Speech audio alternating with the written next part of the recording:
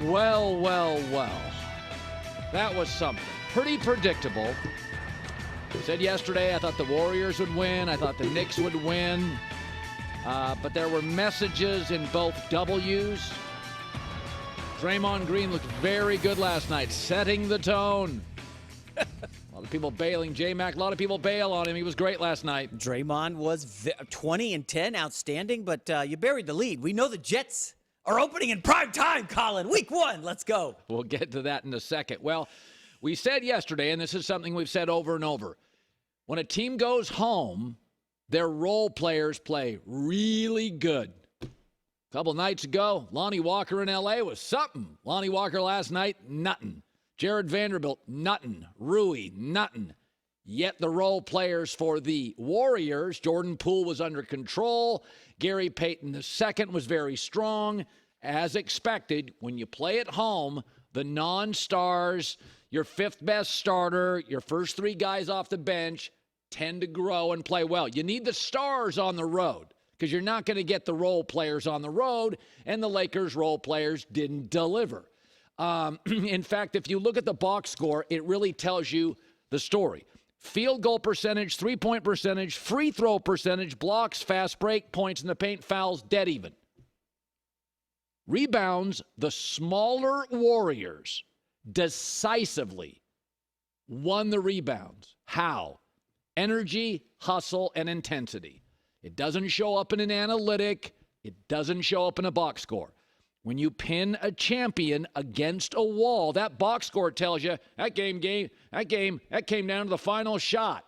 Warriors in control. They led by double digits in the fourth quarter for all but like 16 seconds. It is remarkable to watch, especially at home. Although we saw the Warriors do it in Sacramento, you get pinned against the wall. We saw the Warriors do it last year in Boston, pinned against the wall, and they provide a punch. Draymond was a catalyst. Andrew Wiggins, easily his best game, finally played with some assertiveness and aggressiveness. Jordan Poole played under control. So Steph Curry, who's been brilliant, like he was against Sacramento, Steph Curry got some support, which he often does at home from role players. So the Warriors clearly last night providing another example that the Warriors still have their fastball. But the question is, how many times do they have it in this series? Am I supposed to believe Andrew Wiggins, who played aggressively, will now go to L.A. and play aggressively again? It's not his personality. Can I get 20 from Draymond again? So last year in the finals, they gave us 2 big games like last night. Fastball, beginning to end. They gave us 2 of them against Sacramento. This is the first time, beginning to end, you got the Warriors' fastball. The good news for the Lakers, though, and it's really good news, is due to the Lakers' size, and we saw it last night, they score less spectacularly. Warriors look flashier. But the Lakers score more easily. They get those 2s very easily. That's why at one point in the first half, the Warriors were humming, and it was tied at 54. But eventually, the Lakers' role players didn't provide the help that Steph's role players did.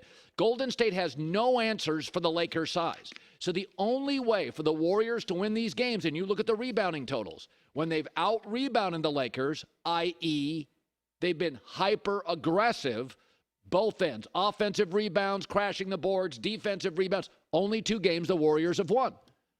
So you're going to go to L.A. now. You're not going to get that kind of effort probably from a Jordan Poole or a guy off the bench or Dante DiVincenzo. You're going to need Steph again to be great. But the key is you're going to need Wiggins to be great, and you're going to need Draymond to be great because Steph will be.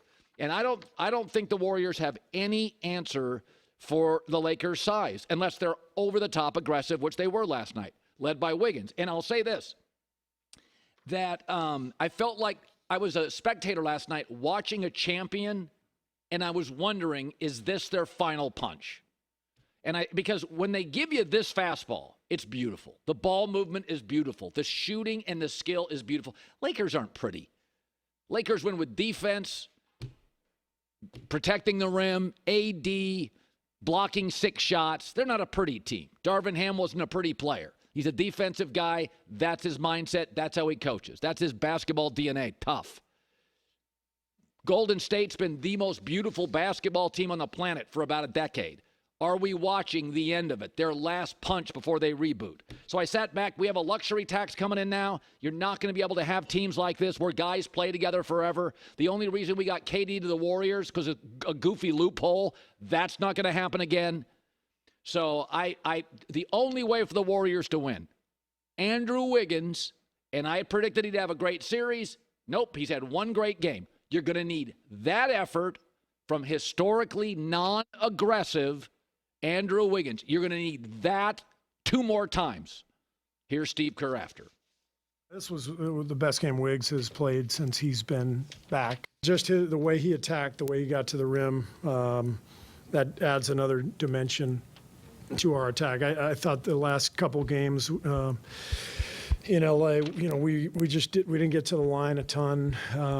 We settled for a lot of stuff, and I thought Wiggs did a good job of really being aggressive. We know Steph's going to be great. We know the role players for the Warriors in LA are not going to be great. It's going to come down to Andrew Wiggins and Draymond Green because Klay Thompson has had a good half. So I need Wiggins and I need Draymond to deliver A games like last night. They can do it. Big-time Hall of Fame level talent can do it on the road. Role players can't. And we know Steph's going to be great. All right, so Anthony Davis got his head banged on, left in a wheelchair. They wanted to get him off his feet. The good news is it's nothing below the waist. It's no ankle. It's no knee. Chris Haynes reporting this morning, barring a setback, AD will be available tomorrow night. I would have gotten him off the floor end of the third. When the Warriors went up 16 points, 2:30 left, third quarter, I would have pulled LeBron and AD off. Instead, you got LeBron playing another 9 minutes in the fourth quarter. He could have stopped at 30. Instead, he played 39. Those 9 minutes matter, and AD's getting banged around and may have a concussion. The entire second half, the Warriors led by double digits, as I said earlier, for all but 16 seconds. Steph was in a zone every time they got close. 10, 11, 9. Steph at a 3, Steph at a 2. So you played LeBron 9 minutes more than I would have, and you got AD hurt more than you should have. Remember against the Grizzlies when AD was grabbing his shoulder and saying, I can't feel my arm? This is the longest stretch AD has provided the Lakers without missing a game. This is the longest stretch. So it's a lot of cross your fingers stuff, and we know bigs. Embiid gets banged up. We know this. We saw Giannis in the playoffs get banged up. We watched Memphis's bigs, Steven Adams, fall apart. You got to protect your bigs, and sometimes protecting them is you get down big third quarter, they have an injury history, just take them out. I would have done it. They didn't, so you cross your fingers. AD is ready to go. But, his body, it just, big guys get hurt early. They get hurt often. Embiid's not going to get healthier. Steven Adams not going to get healthier. AD's not going to get healthier. Giannis is not going to get healthier over the next 7 to 8 years. So the injury report comes out later today. They use independent doctors. Chris Haynes is reporting this morning, somebody I trust, that he is ready to go, barring a setback. Remember, they're not beating the Warriors the next 2 games without AD. They're not. They had a lead on the Suns a couple of years ago, and LeBron was closer to his prime. AD goes down, series unravels. So, let's be honest. The entire series for the Warriors has been trying to manipulate Anthony Davis. It's not about LeBron. They're not game planning for LeBron at all. They're game planning for Anthony Davis. He leads the team. LeBron was hoping he would have started this 3 years ago. It took a while, but now he is the team. When LeBron plays well, it helps. When AD plays great, they don't lose. So as of now, the good news is AD will be available. My gut feeling, I do not know what the line is. My gut feeling, if AD plays, Lakers come back home and win, because I do not believe Andrew Wiggins can provide that type of aggressive, assertive style 2 more games. I think we got Andrew Wiggins a very rare glimpse of what he can be on his best. And I don't think Draymond's dropping 20 in L.A. and then 20 back in the Chase Center. So that's where we are today. Do you know what the line is? I bet the line's waiting for AD to play. If AD plays, Lakers are favored, I bet you by 4. The line currently is Lakers by 2.5. AD's healthy. I think it moves a point up. That would be my guess. I think the line is sort of waiting on AD. It's like we won't know at all, right? This is like a weird injury. It looked like the bone of Looney's forearm hit him. Like, I don't know, was it in his orbital bone? Well, right on the side of his head? yeah, It's I a mean, weird injury. Yeah, well, the bottom line is when they brought a wheelchair in, that told you they wanted to get AD off his feet. And it wasn't his feet. So what AD is telling you is he's fuzzy. So in the NFL, you see guys wobble. AD didn't wobble, so that tells you it's probably not quite as serious. But you don't have a lot of concussions in the NBA. The good news is it's like not a knee, not an ankle, not a back. Yeah. The bad news is you got to kind of wait. Guys get fuzzy. Sometimes guys don't show the symptoms of concussions, and then the independent doctors come in and like, dude, you got to sit out. So they're not winning this series without AD. The Warriors will win the next 2 games without AD. Cross your fingers. It's nothing to joke at. It's a very serious injury. But I will say, the wheelchair, when we think of wheelchairs, we all freak out, right? Like, that's serious. They just wanted to get the big guy off his feet. That's all they wanted to do. And so the reports were last night he was moving better and he's going to be okay. So I think he's back, and I think the Lakers wrap it up in L.A. But you pointed out, Anthony Davis has been the guy they're game planning around. AD has 3 30-point games this postseason. LeBron has none. We have not seen yet that LeBron game where he puts a definitive mark. He had the 22 and 20 against Memphis in overtime. Yeah. But remember, he was absolutely gassed the next game, and they ended up losing. Is this LeBron's his last great moment? He played 39 minutes last night. I know, and that's why I said a lot.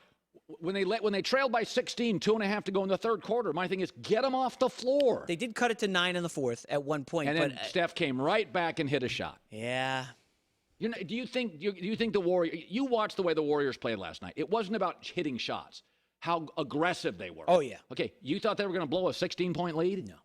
No way. All my Laker buddies on text threads are calling Friday Game 7. You've got to win the series on Friday here at home. You're not winning Game 7 on the road with the amount of games and minutes. If AD plays, my guess is LeBron puts the cape on, and that, by the way, that's not a 4-quarter game. That is like 37 minutes of the best LeBron available, which is probably 24 points, and it's real close. But I would take the Lakers at home. By the way, AD in the second half, last 2 games, kind of a non-factor. The fatigue is real. I mean, Lakers fans have a right to be nervous. This series is becoming what we thought, because the Warriors are deeper, is that the longer it goes, it does favor the Warriors, because AD has a history of getting banged up. Steph, he's made it through a lot of playoffs. And also, LeBron needs 2 days rest. By the way, what was AD's best half of the series? Game 1, first half. That's right. He had a 2.5-day rest advantage. The Lakers were unbelievable in the first half, Chase Center, Game 1. Second half, AD not as effective. Game 2, not nearly as effective. So what's happening to the Lakers is their big advantage of, AD, he's getting worn down. He is getting worn down. So this is why you have to win Friday. Yeah. It is essential for that. You don't need LeBron playing 39 and 40 on Sunday at the Chase Center. That spells trouble.